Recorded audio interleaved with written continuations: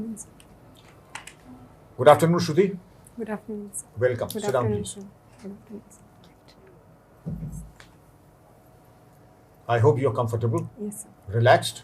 Yes, sir. Should we begin Yes, sir. the interaction? Yes, sir. Wonderful.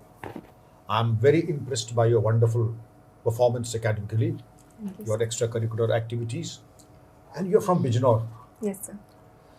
And of course, Bijnor is a wonderful place. Yes, sir. And you did not have your schooling in Bijnor. Your schooling was also in Delhi. Yes, sir. Okay, wonderful. So you are avid history scholar. Which part of history fascinates you the most? So, all aspects, but if I have to name one, ancient history. That fascinates you the most? Yes, sir. And a historian who fascinates you the most? Historian, so I mean, there are many in terms of actual academic scholars, including the subaltern group of historians, say Raranjit Guha, and newer books by Ramachandra Guha. And in terms of not pure academic historians, I like to read William Dalrymple's books as well. Very good, very fascinating and very racy. William Dalrymple, the Kohinoor and other, the Last Mughal, Yes, sir. Anarchy. Yes, sir. Very interesting. But I would draw your attention to the fact, have you heard of Sir Jadunath Sarkar? Yes, sir. What is your opinion about Sir Jadunath Sarkar, Aurangzeb, Shivaji, Yes, sir. and others? Sir Jadunath Sarkar has been a very eminent historian and a very eminent nationalist historian. So, sir, I believe history at any point is written in a certain context. So, certain nationalist historians emerged in a particular time period in response to the British historiography. But I think times have also changed since that time, and newer renditions of history have moved ahead beyond Jadunath Sarkar's idea of nationalist historiography. But to the extent that we relegate them to posterity, we don't even mention them now. We So as- relegate people like Jadunath Sarkar totally into posterity without even mentioning them. So, as history students, we did go through his work in our graduation, but I do agree that in popular He is not very contemporary, conversations, so to say. yes, yes, sir. There's a quote from Jadunath Sarkar, Yes, sir. Aurangzeb. I'll Yes, sir. repeat the 3 lines, listen to it very carefully. Okay, sir. And tell me about your opinion. Okay, sir. By the very theory of its origin, talking of Aurangzeb and his empire, by the very theory of its origin, the Islamic state is a theocracy wherein the true king is God and the earthly king merely his shadow. And in such a state, to be a non-believer is no better than to compound with treason. Have you understood Yes, sir. the beginning of Aurangzeb? Yes, sir. So how would you react to the... Sir, in this quote, he is sort of defining the Muslim theocratic state and the importance of the king in that. And but I believe that in the Mughal Sultanate, in the Mughal empire in India, as well as the Delhi Sultanate, there was a certain independence accorded to the earthly king as well, apart from the theocratic king. And there was a sort of distinction that emerged over time, considering the specific contexts of India. So I do think that while his assessment is correct in a certain way, and the ulema was important in granting legitimacy to the king, but at the same time, there was a certain area of influence where the king could exercise his own wills. For example, diktats of Alauddin Khilji, which necessarily did not draw from what the ulema asked him to do, or Akbar or Shah Jahan later on. Wonderful. You have a good grasp over the fundamentals of history. I would like to understand from you Yes. the imposition of jizya. Yes, sir. It was dropped by Akbar, Yes, sir. reimposed by Aurangzeb. Yes, sir. How would you interpret that if the earthly king had a basic level of leverage Yes. that empowered Akbar to drop it, and Aurangzeb had the discretion to reimpose it? Yes, sir. Firstly, let me know the merits of imposition and reintroduction of jizya. Sir, here too there is a wide-ranging debate regarding why the jizya was imposed. Certain historians say that it was purely on religious lines that this was imposed. Others say that, especially with respect to Aurangzeb, it was the state of the empire's coffers at that time and the need for monetary support, which led him to impose the jizya. Another group said that it was to bring into control the Rajput nobility at that time and exercise control over them, who according to them were getting out of hand. So again, there have been a lot of wide-ranging contesting debate, and that is the beauty of history, sir. I think you never get concrete answers at the end. My last question. There's a parallel with the Marathas who used to impose the Chaut and the Sardeshmukhi. Yes, sir. So do you think which was more demanding, jizya or Chaut or Sardeshmukhi? So that would be very difficult to ascertain in terms of what was more demanding. In Chaut is 25%. It's yes. Demanding in terms of the numerical number. Yes, of the cost. Yes. Yes, sir. So I'm not aware about the exact. Never mind. You've given very crisp answers, sir. I will continue with the history. I was slightly intrigued. You said you have a particular interest in ancient Indian history, yes, sir. This segment. Yes, but when you were asked to specify historians, they came to the people including Ram Guha, who are contemporary period, including William Dalrymple, which is popular history of the modern variety, modern India, last Mughals, which were basically whites and so on. So that I found a little odd. Were you deliberately, if I may put a provocative question, trying to avoid mentioning major names in ancient Indian historiography, which unfortunately in the present context are pariahs? Robila Thapar, R.S. Sharma, D.N. Jha, talking of beef, talking of feudalism, or even Upinder Singh talking of violence and political violence in ancient India. And Robila Thapar revisiting the Mauryas, so the policy of Dhamma and peace and Buddhism is there. Let's forget that. There is one historian which fascinates me from my student days in ancient Indian history, D.D. Kosambi. Now, he was a Marxist, but he had a command of Sanskrit language far beyond what Romila Thapar 6 months, pardon my saying so, diploma course in London school qualifies for. The gentleman had a multidisciplinary approach of numismatics, epigraphy, Sanskrit, and his father was the senior professor Dharam Kosambi, who was editor with Engels of the Sacred Books of the East series. So I would say that wouldn't somebody like D.D. Kosambi come to your mind? And would you not like to think of a younger person who's doing popular history of ancient India? If I hope I'm pronouncing the name correctly, I was fascinated by the book. Kanai Sethi's latest book, which has come out from I think Juggernaut, which is called Lords of Deccan, which goes into the rise of the Cholas, the Pallavas, the later Cholas, the Chalukyas, the Rashtrakutas, the Pratihars, and the Parmars. It starts with circa 4th century Common Era, comes almost to 11th century Common Era, has the Cholas. Fascinating popular history. And both Ram and Dalrymple have given very strong glowing encomiums to the book. So wouldn't you sort of think in terms that people are writing fascinatingly about ancient Indian history, even in popular history terms, and you sort of... Yes, sir, I haven't gone through the book, but I have read Romila Thapar's. I didn't mention specific books because Upinder Singh I've read during my college days. She was teaching in the college, I think. Yeah, not at my time, but her textbook was the main book that I read for ancient India. For Romila Thapar, I've read only 2 books, The Past, Before Us, and Early India. So I didn't want to mention names. D.D. Kosambi, again, I've gone through my syllabus. Why did you not want to mention names? You know, I have a running battle with Romila Thapar since my student days. Yes, I think a person who has no first-hand knowledge of the sources should not pontificate on the word, what Mricha means, what Berber means, what the tradition was. She is outside the tradition. She did a BA from Punjab University, did a direct PhD from London with bachelor, came back to India, was appointed, not even appointed as a reader here, went to Kurukshetra, came back with her BBC 4th channel program, Channel 4 programs and Penguin book, and suddenly got a readership in Delhi University. I was teaching ancient Indian history at that stage in Delhi University in Ramjas College.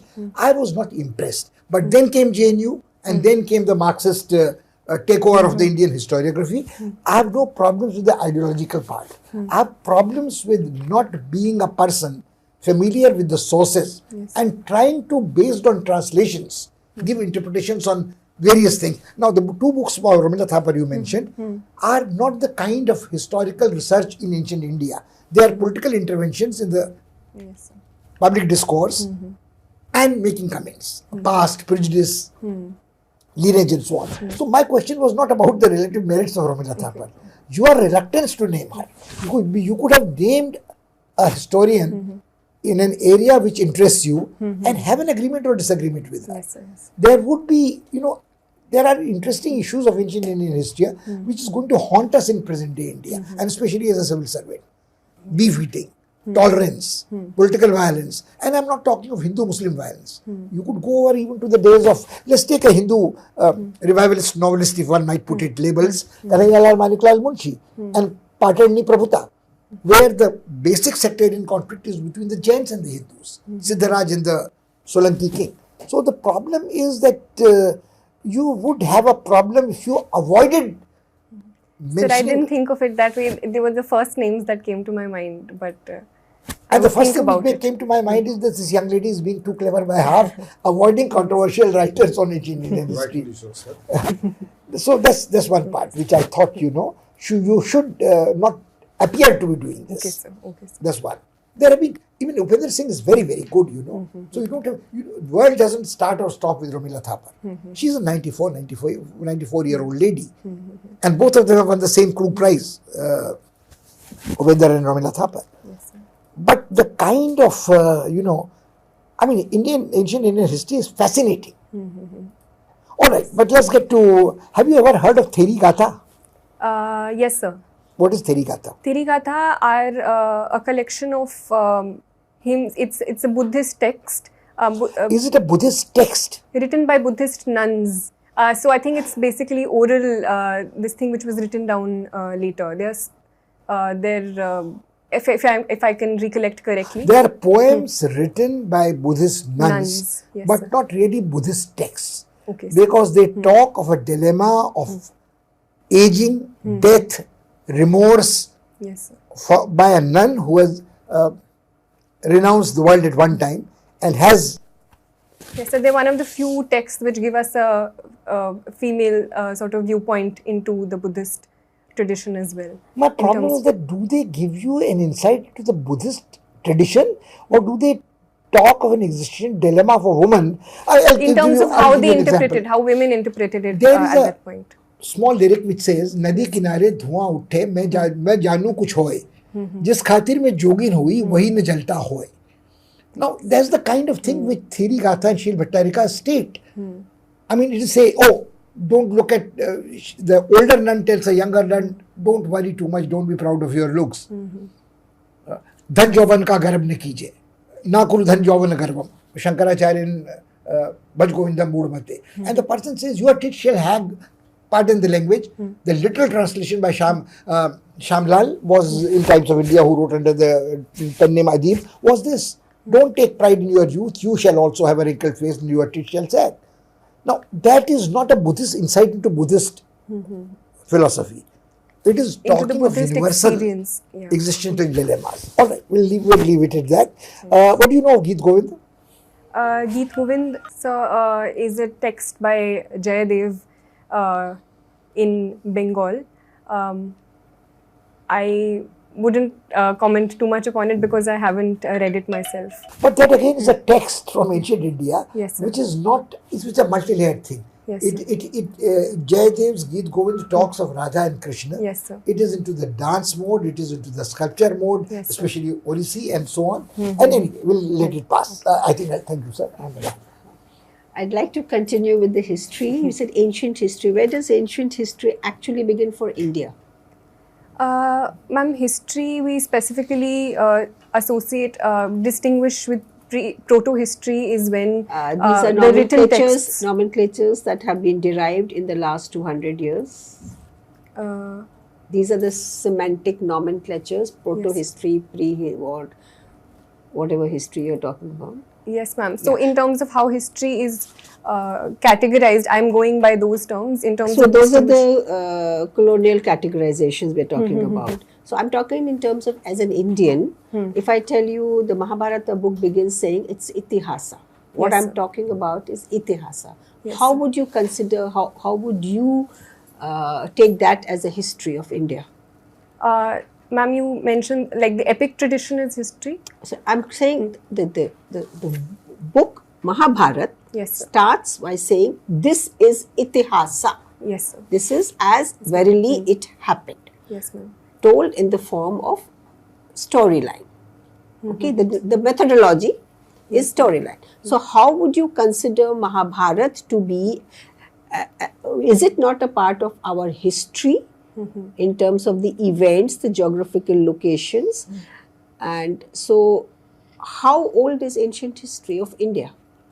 Ma'am, with specific reference to the Mahabharata, there again, there are contestations in terms of how much of it can we regard as history in the true sense of the term, although there have been a lot of archaeological correlations done by, say, historians like Bibi Lal, with specific reference to Hastinapur, then Dwarka, I can't remember. S.R. Rao. S.R. Rao. S.R. Rao did work in Dwarka. So the problem sometimes with bringing together archaeological and textual traditions is very difficult because the nature of both sources are very different.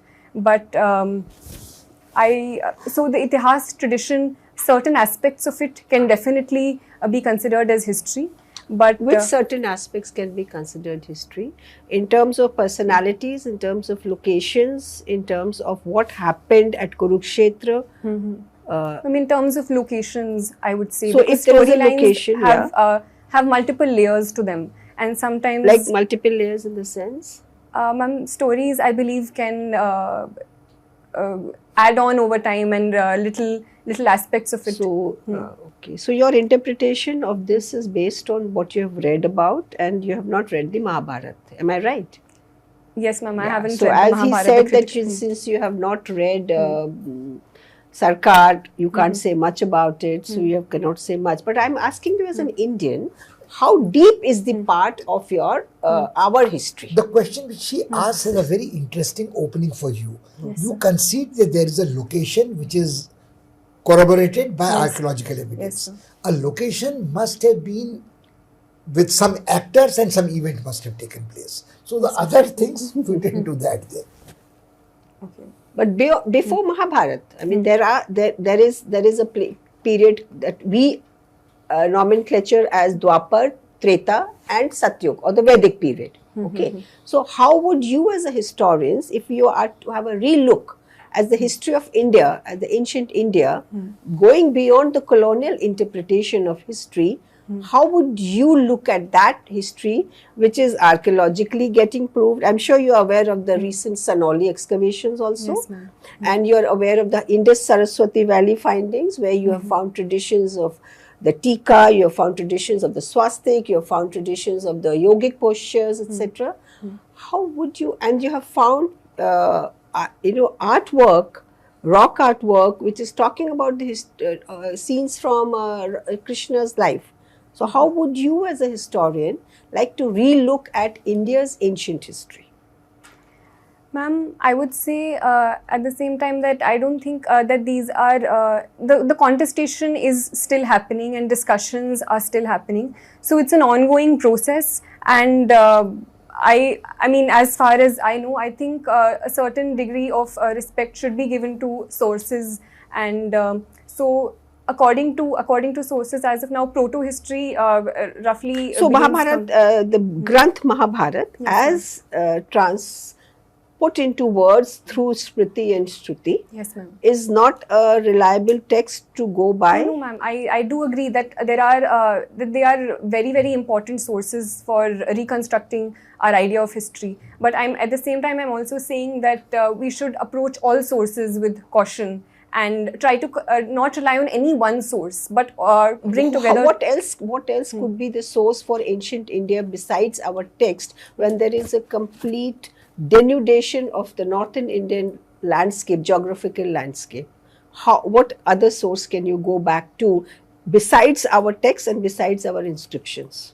Ma'am, we do. I am saying that our inscriptions, our texts, our archaeological remains, all should be taken together to construct a wholesome idea of our history. Okay, you still haven't answered my question. What would be your take? How deep is the root of Indian history?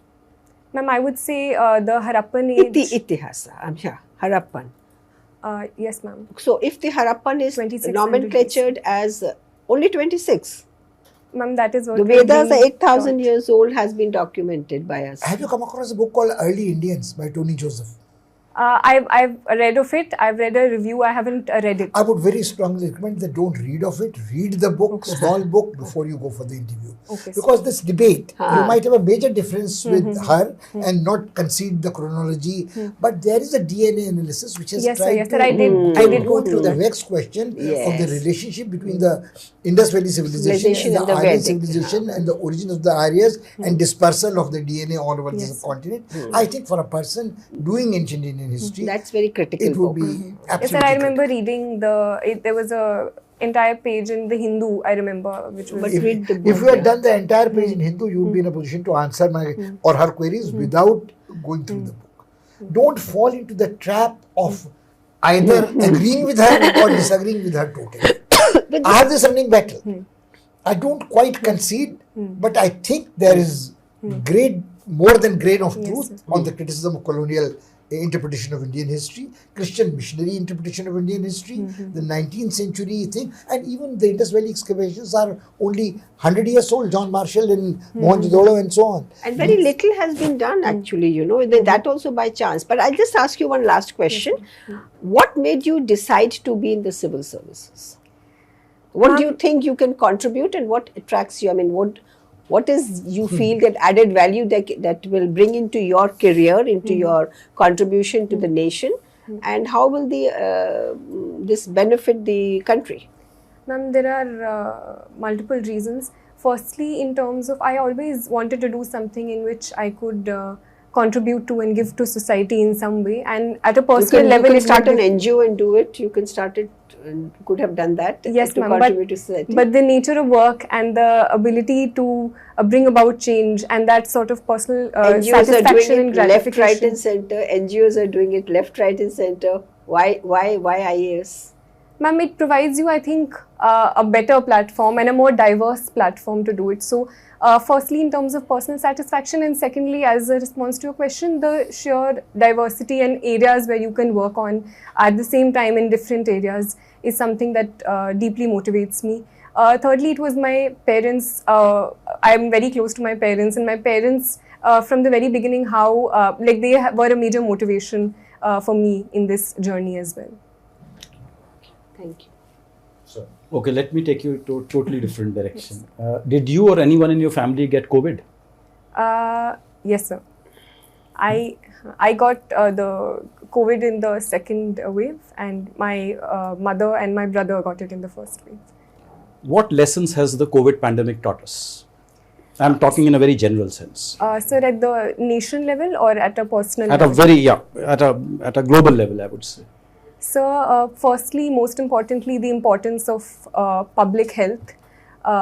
Secondly, at a more in terms of all aspects, be it economics, health, social relations, the interconnectivity of the world is a major lesson that we have drawn in, be it in terms of affecting the global supply chains, the global market.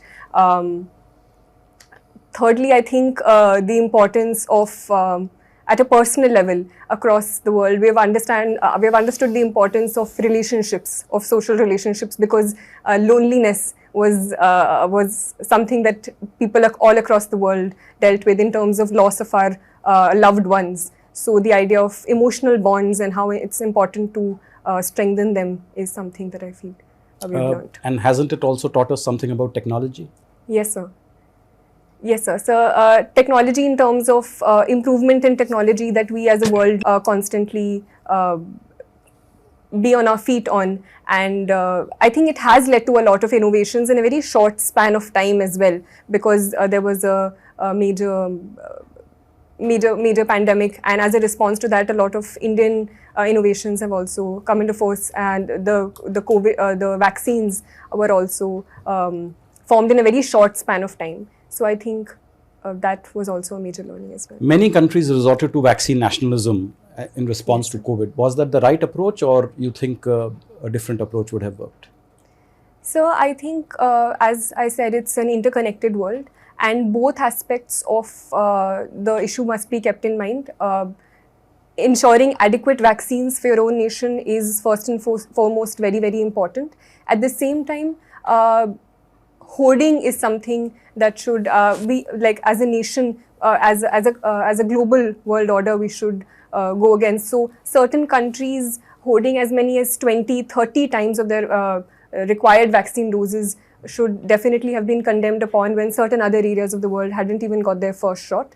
So as the first step, ensuring enough for your nation, and then I think in a global interconnected world, sharing them with others was, according to me, the right You mentioned step. the global world order. What kind of a world order do you think emerging post-COVID? Post-COVID, I think we have understood the importance of cooperation. So that is definitely emerging. Secondly, in terms of a shift, I would not necessarily a shift, but the centrality of China in the global world order in certain way, or the importance of China. You can't ignore China as something that has emerged, and it affecting global relations. No, in the sense that China as the source of the virus, or China as a country which emerged from the virus the fastest? I mean, in both ways, in what and ways are you- thirdly, also in terms of the effect on global supply chains, and it being the major source of a majority initially of all the requirements that were needed, the masks, the PPE kits, all of that was coming from China as well. So there was a lot of dependence on China, at least in the initial stages of the pandemic. You have said world cinema is one of your hobbies. Yes. In what ways has world cinema changed over the last decade? So I think there is a lot more viewership, and that I think has changed the content of world cinema as well. And the newer platforms are emerging where the accessibility to world cinema is more and more. You mean OTT? Yeah, OTT platforms, and recently there's this new OTT platform called Mubi which has emerged. So it provides a platform where you're not just looking at your own language films, but you have access to, in terms of the world audience, I think has changed, and therefore the content and the creativity that individual filmmakers can employ and therefore reach out to the world, I think has changed. So what does watching world cinema promote more universal brotherhood? I think it does for those who watch it. You also practice yoga. Yes. Which day is the International Day of Yoga? So 21st June. Why was 21st June chosen? Sir, I think it is because of the summer solstice that day. I'm not very sure. Okay, that's all from my side. Shruti, the board is very satisfied with your performance, your confidence, your grace, your poise, your presence of mind. Answers given are absolutely to the point, not specific. I would that you please understand that what sir had asked, there was a revolution in medical technology, like telemedicine. mRNA vaccine in particular, yeah. Okay, so Air So I think, ambulances. yeah, I mean, I because should have that was such a talked- topical thing, Yes, so I yes, thought, yes. you could have given a more robust answer to sir. that one, I thought. And especially, what are the elements of the new, because apart from promoting, greater international cooperation, there is also the threat of xenophobia, racism, Yes, deglobalization, all these are also going to be features of the new post-COVID world order, because it has also reinforced the nationalist tendencies, and countries are all going to look after themselves first. I think the public health infrastructure in their own country is more important than. So as I said, it will have its positive and its negative impacts, and as of Yes, now, yes. the negative impacts seem to be more. So I thought on Yes, that, yes. I think especially that- because that's such a topical thing. Yes, sir. So I thought you could have done better with that one. But in general, I think we were all Sir, satisfied. very satisfied. The whole gamut of testing kits, productions of ICUs, air ambulances, remdesivir production. India became the pharmacy of the world. Yes, sir. Let us not forget that. Those examples weren't coming to my mind at that point. You are But you so should have been prepared for this Yes, one. yes. That's what I prepared for thought. that. Somebody as sharp as you're not a mediocre. You are a top level student and a candidate. One would expect only the best, nothing less than 100%. 99% is not good enough for somebody like you. Sir. I'm extremely happy. I thought you were very, very good. And I think I have no hesitation in saying that I would have recommended you in the top bracket. I would expect to see you in the first day. If you don't, I will be greatly disappointed and be shaken in my experience as a teacher of grading younger people. I think you are perfect. Absolutely. What happened in perfect. your last attempt? So last attempt, what happened was due to some unforeseen error, my medium was changed to Hindi. So I had wrote my entire this thing and I missed by 1 mark the interview call. So that happened. I can imagine something like that must have happened. Okay, I am very happy that when you came, you were sitting like this, and casually, automatically, you came back to the most desirable posture of sitting like this, which gives you more, freedom. It gives you more relaxation. I was very uncomfortable. I know. I was going to tell you, but I noticed that you did it very nicely, and you came back to a very normal position. In terms of your answers, of course, whatever you have read, whatever the computer has, the computer will only give that information. I would like you to caution on one point when you name the Sarkar as nationalist. So bringing out facts which were covered and uncovering facts or writing about things which have not been talked about by the colonial historians, I don't think you should label it as nationalist. So because it might be against the grain of today's if you use the word nationalist for people who are writing facts of his history which have not been told to us, might not give a very pleasant what else can this is what I just thought. That was one word you should not use. These are so I should just say like a historian. I shouldn't use any particular terminology. I personally would not try to call them as nationalists. I would just call them as good historians who are trying to unearth things that have not been told to us. Like Mazumdar. I mean, the difference between Tarachand and Mazumdar's history of the freedom movement. So one was writing from different, from the factual facts, and this is the whole thing. NCRT drama when G. Parthasatri was the head, the whole drama was that. Because the reader was put out of the committee because he says, I will not change facts of history. When they were being told to change facts of history, I'm talking about the 60s and 70s.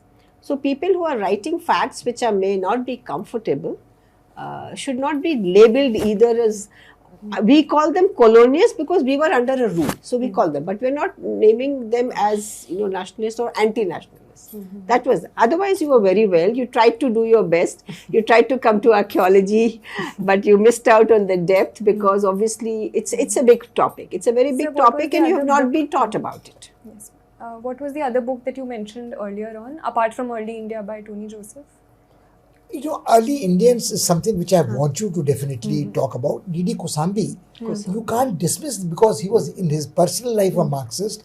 It is the first case of multidisciplinary sources being brought to ancient Indian history. Even when he talks of myths, he talks of the myth of Bhagirath as the hydraulic engineer who was taming Ganga and making dams, run of the river dams, which nobody else has the guts to suggest. So myth and reality in Indian history he talks about. Mostly people get confined to introduction to Indian history or outline of Indian history and culture by Kosambi. They don't go into myth and reality in his other essays. I think he was a person who had the courage to say that there was myth which provided insight into Indian history, and he was absolutely secure in Pali and Prakrit and Sanskrit and numismatics and mathematical statistics. He was a professor of theoretical mathematics in Tata Institute of Fundamental Sciences. So people in fields other than history have done such seminal work. So you can't possibly, as a student in St. Stephen's and the best college and the presumably, although from JNU, I think JNU in the pits now, so one of the best universities in the country, not afford to miss that. And at what the ma'am said, you see, it is a question of the advanced history of India, for instance, which is not fashionable. Datta Rai Chaudhary and Majumdar. They are not nationalist historians. They are Indian historians interpreting Indian history from a lens or a prism which is free from the colonial part. Now, one last question I want to ask you. Yes. When is your interview?